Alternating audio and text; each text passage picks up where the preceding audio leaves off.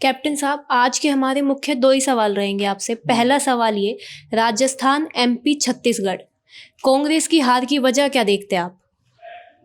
देखिए, राजस्थान, मध्य प्रदेश और छत्तीसगढ़, इसमें कांग्रेस को बहुत उम्मीद थी। और राहुल गांधी जी की भारत जोड़ो यात्रा, वो तेलंगाना में भी गए थे जी। राजस्थान भी गए थे, छत्तीसगढ़ भी गए थे और मध्य प्रदेश भी गए थे, और जिससे पार्टी का ग्राफ बहुत ऊंचा चला गया था। जो परिणाम है उससे हम बहुत निराश हैं।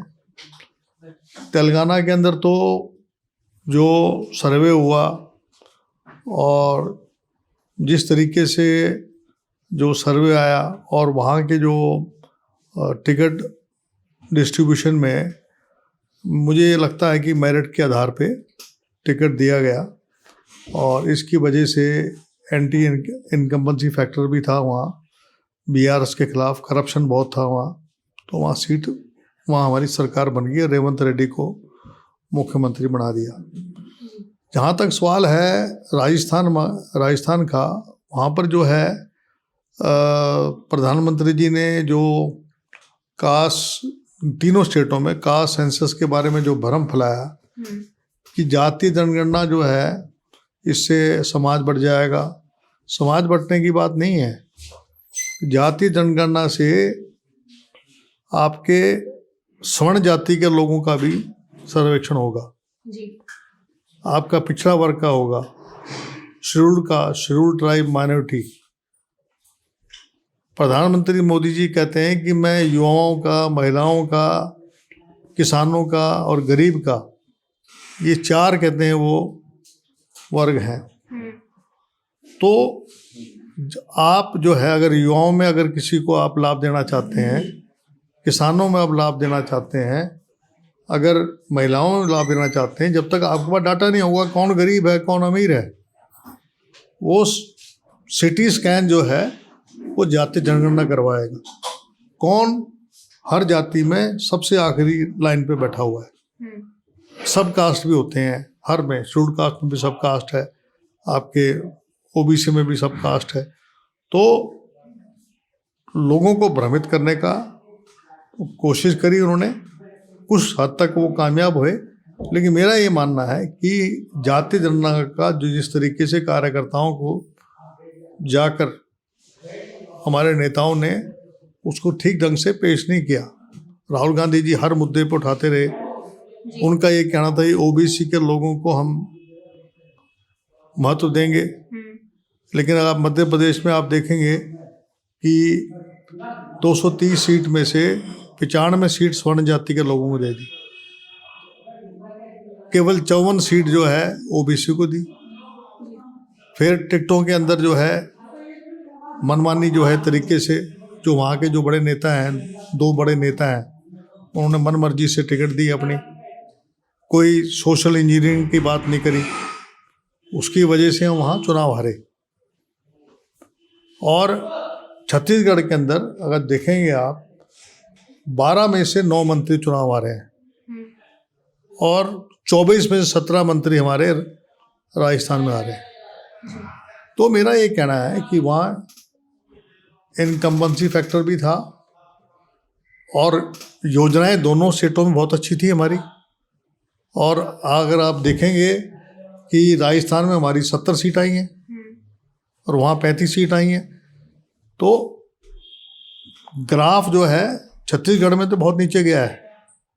और लेकिन मेरा ये मानना है कि दोनों स्टेटों में वहाँ पर जो है हमने लड़ाई अच्छी लड़ी है, सत्ता में आदमी रहता है तो। लेकिन मध्य प्रदेश की जो है, जो हार है, वो मेरी समझ से बाहर है। क्यों है? क्योंकि मैं वहाँ गया हूँ। मैं राजस्थान में मैं जहाँ गया हूँ, मैं 9 जगह गया हूँ, 9 में से 7 जगह हम लोग जीते हैं।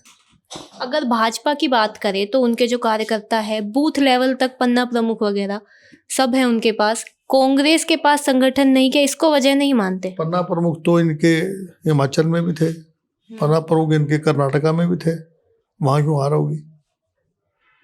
आप देखिए जब तक मिल के नहीं लड़ेंगे, जब तक सोशल इंजीनियरिंग नहीं करेंगे, जब तक नेता जो हैं अपने सिर नहीं जोड़ेंगे और नीचे लेवल तक जब तक कार्यकर्ता एकजुट होकर नहीं लड़ेंगे, कामयाबी नहीं मिल सकती। कर्नाटक के अंदर मिल के लड़े चुनाव, आपके हिमाचल प्रदेश में प्रतिभा सिंह जो हैं और सुक्खू जी, उन्होंने वहाँ पर अपने एरिया में जोर लगाया और वहाँ जोर लगाया। मेरा ये मानना है कि अगर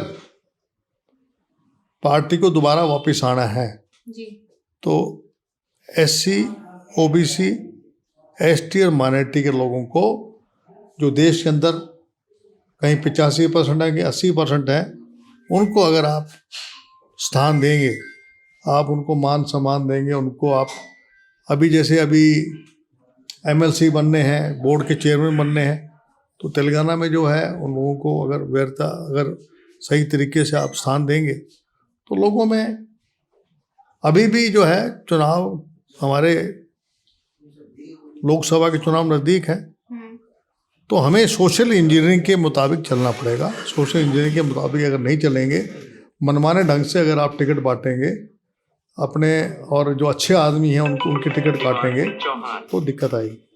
अभी अगले साल लोकसभा चुनाव भी है, हरियाणा में विधानसभा चुनाव भी होने, तो उसको लेके क्या स्थिति देखते हैं आप? हरियाणा के अंदर परिणाम बहुत अच्छे आ सकते हैं, बशर्त कोई अपनी बपौती ना समझे पार्टी को। जब तक जो है हर वर्ग के लोग, हर नेता को लोग साथ लेके नहीं चलेंगे, सिर जोड़ के नहीं चलेंगे। पिछली बार भी हमने 20 सीट खोई केवल इसलिए कि उनको टिकट काट दी। 20 लोगों की, जो जीतने वाले लोग थे, उनकी टिकट काटी, वरना हमारी 51 सीट आती पिछली बार भी। इस बार आपकी सीट 60 से ऊपर आएगी हरियाणा में, अगर सही ढंग से, सही सर्वे के मुताबिक टिकट आप बांटेंगे तो जमीन से तो ये फिर पार्टी के अंदर ही तनाव और एकता की कमी का आप वो बता रहे हैं कि पिछली बार? मैं केवल हरियाणा की बात नहीं कह रहा हूँ, पूरे देश की बात कर रहा हूँ। और जो हमारा इंडिया गठबंधन है जी, वो अगर ठीक ढंग से अगर चुनाव लड़ेगा लोकसभा का, तो शिकस्त हम दे सकते हैं। उससे सोशल इंजीनियरिंग भी होगी।